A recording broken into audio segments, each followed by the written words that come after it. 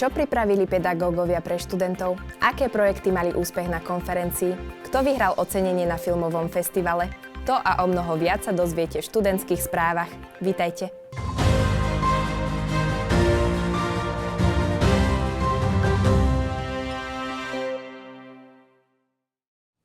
Posledná filmová noc tohto semestra uzavrela program v novom priestore. Na plátne premietali známu paródiu, ktorú si študenti užili pod holým nebom.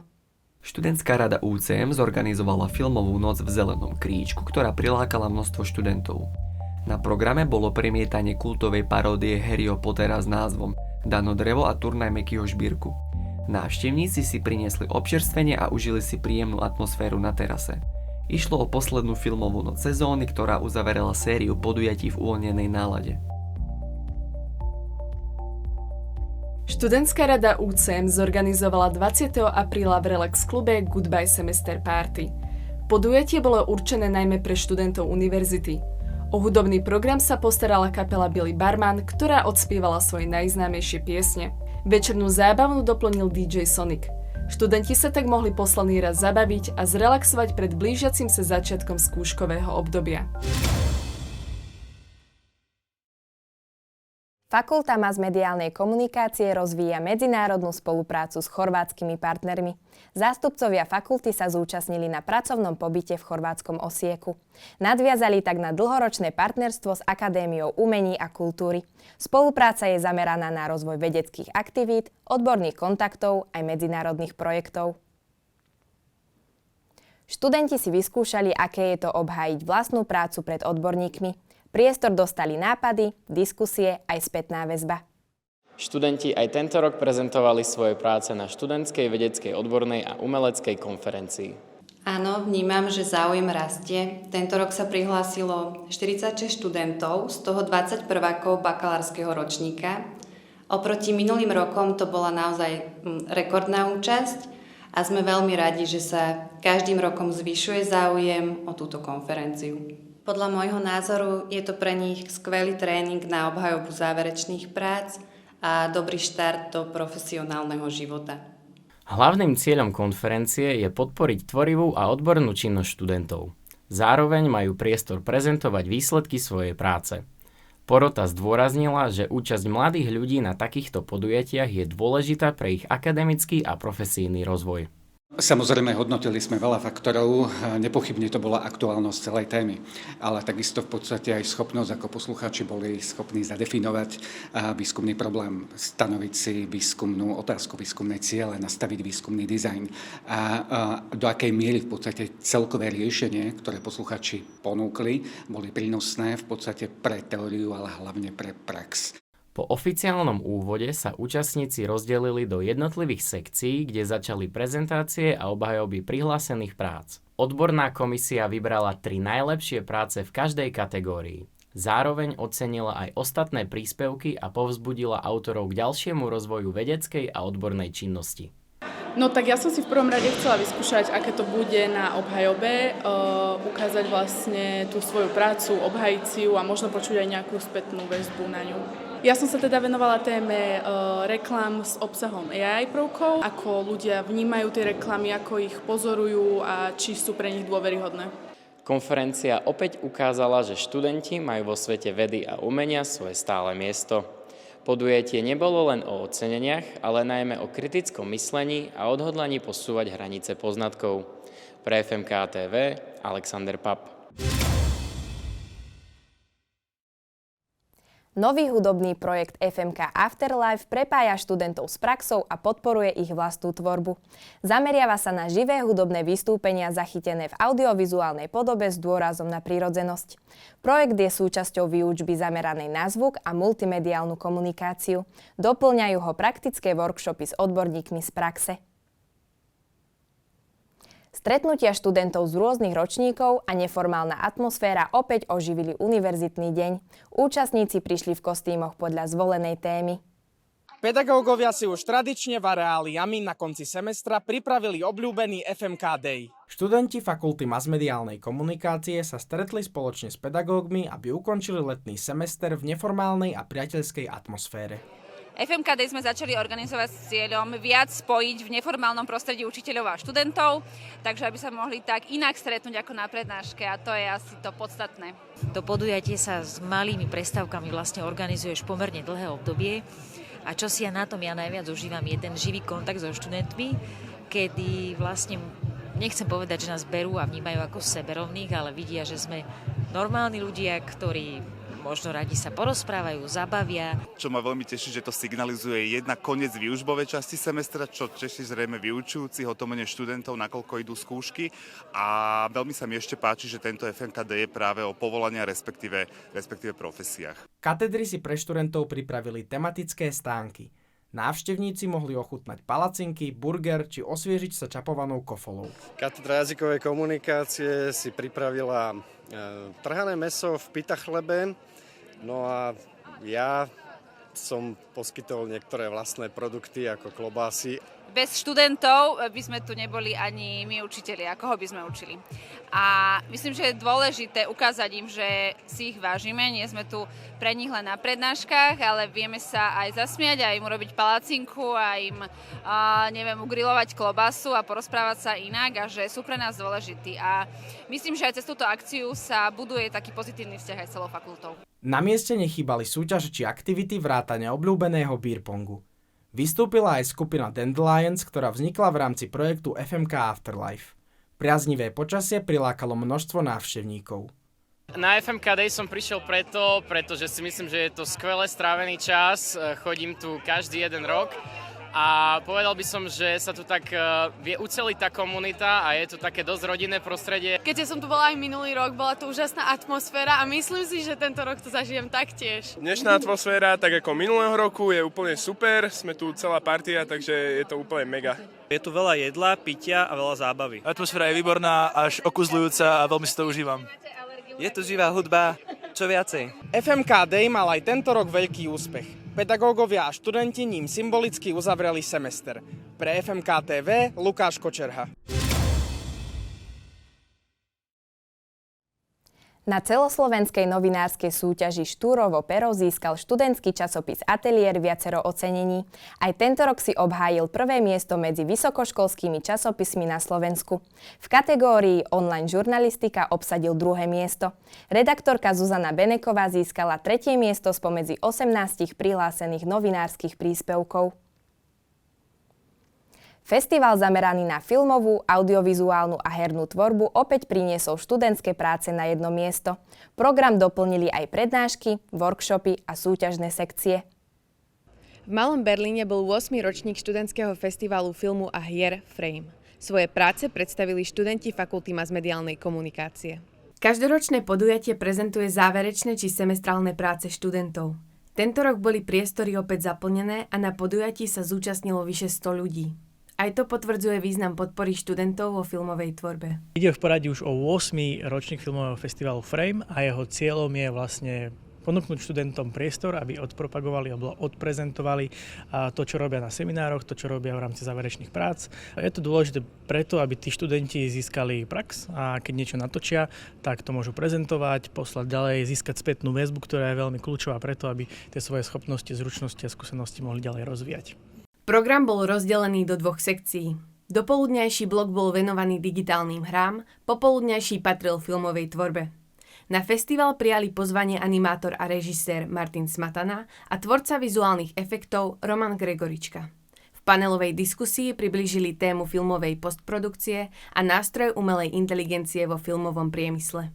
Keď vám AI vygeneruje celý obraz, tak tam nie je kreativita. Kreativita je možno v tom, že napíšete tú vetičku, ten prompt, ale tam tá kreativita podľa mňa veľmi padá. Kde kreativita naopak je napríklad použiť správny AI nástroj na povedzme zrýchlenie toho workflow alebo len doplnenie niečo do toho obrazu. Dobré nástroje rozširujú možnosti a zrýchľujú workflow.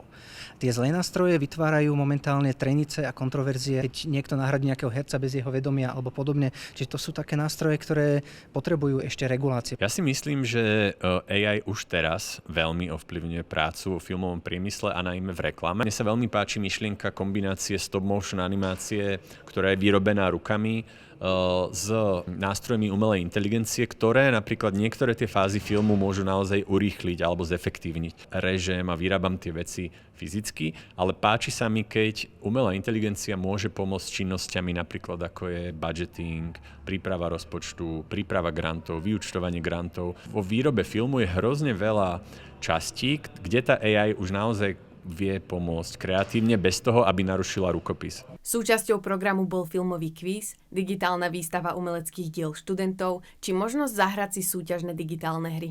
Po prehliadke študentských filmov nasledovalo vyhodnotenie. Súťažilo sa v 2 kategóriách. Filmy v bakalárskom a magisterskom stupni štúdia. Ale pre nás je to veľká česť, že naše filmy boli uznané aj na našej univerzite, takže veľmi si to vážime. Natáčanie trvalo niekoľko mesiacov. Najťažšie bolo nájsť zaujímavého človeka na dokument. A na rozdiel od hraných filmov, natáčanie dokumentárnych filmov veľmi záleží na improvizácii. Myslím si, že sme natočili taký divácky film a veľmi nás teší, že ľudia sa zabavili. Veľmi šťastný z toho, lebo mojím filmom som chcel ukázať nejakú myšlienku. Myslím si, že bolo milión krásnych filmov. Natáčanie filmu bolo veľmi chaotické, lebo v podstate ten film sme museli natáčať na 2-krát, keďže sme pracovali s trošku staršou technológiou a rozhovory boli točené v štúdiu a bolo to príjemné, zábava občas a tak, aj keď pri takomto ťažkom filme. Frame aj tento rok potvrdil rastúci záujem študentov o filmovú tvorbu. Pre FMK TV Ester Vyhnalová. Projekt Učiaca sa Trnava otvára prihlasovanie na Detskú univerzitu 2026, ktorá vzniká v spolupráci Trnavských univerzít. Podujatie je určené pre deti vo veku od 7 do 12 rokov a ponúka leto plné zábavy, nových vedomostí, skúseností aj priateľstiev. Hlavná časť programu bude na Inštitúte manažmentu UCM, kde budú interaktívne aktivity vedené pedagógmi. Univerzita je naplánovaná od 6. do 10. júla. Viac informácií nájdete na stránke UCM. Podujatie pre ženy spojilo beh s neformálnym stretnutím v kaviarni. Účastníčky absolvovali 5-kilometrovú trasu mestom. Tak ako minulý semester, tak aj tento si študentky z kabinetu eventov pripravili športovo-oddychovú akciu Girls Run. Účastníčky sa na akciu zaregistrovali prostredníctvom formulára. Tam si mohli vybrať, či sa zúčastnia na behu, posedení alebo na oboch. Tak ja som sa dozvedela o tejto akcii z sociálnych sietí samozrejme a s tým, že som si hľadala nejakú bežeckú skupinu. Takže som hľadala vlastne aj skrz lokalitu, čiže v Trnave a oslovilo ma to skrz toho, že vlastne je to komunitný beh a sú to ženy a teda zistila som, že ženská energia je veľká a vie priniesť veľa do života, takže vlastne to bol nejaký ten môj cieľ alebo motivácia. Mňa hlavne oslovilo to, že to je ženský event, že mám veľmi rada, keď sú to také nejaké ženské behy, pretože nie sú tam, je to taká lepšia energia, mám pocit, alebo nie, že lepšia, ako je to fajn, aj keď to je taký spojený beh, ale toto je niečo úplne iné, že mám veľmi rada takéto vyslovene ženské akcie. Dozvedela som sa cez Instagram o tejto akcii a keďže som veľký milovník kávy a teda aj rada behám, tak mi to pripadalo ako skvelá príležitosť sa spojiť so ženami a teda aj spojiť beh aj kávu spolu. Túto akciu sme našli na Instagrame cez Reelsko a teda zaujal nás jej koncept a to teda hlavne aj káva a tento spoločný beh so ženami. Zúčastnené sa na úvod stretli v kaviarni.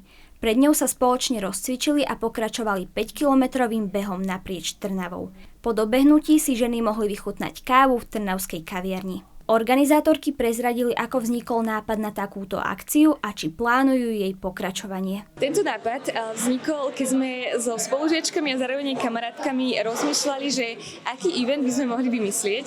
A teda už minulý semester bol takýto jeden komunitný beh a povedali sme si, že je to veľmi fajn, pretože nie je tu nič také v Trnave, že by spolu len čisto ženy a dievčatá bežali.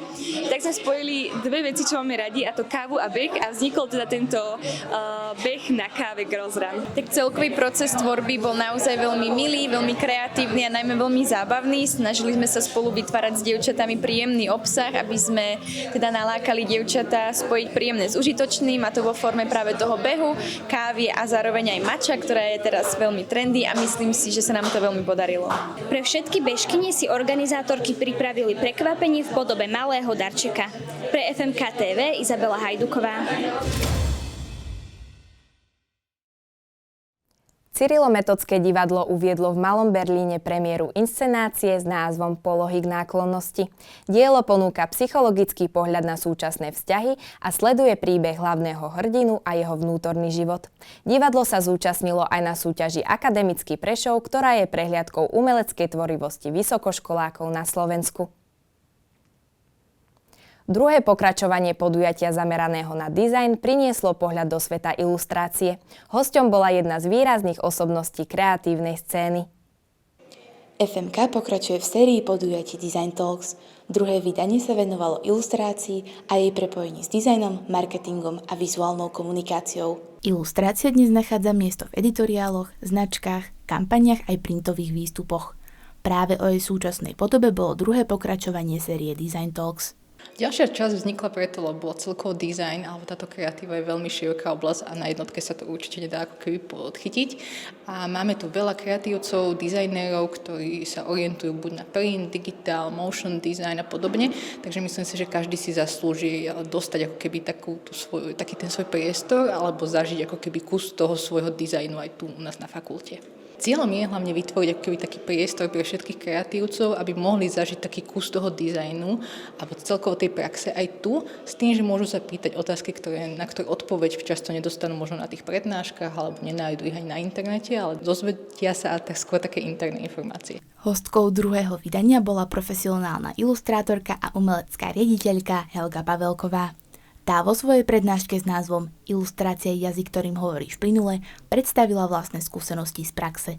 Zároveň ukázala, ako môže ilustrátor fungovať v rôznych projektoch a spoluprácach.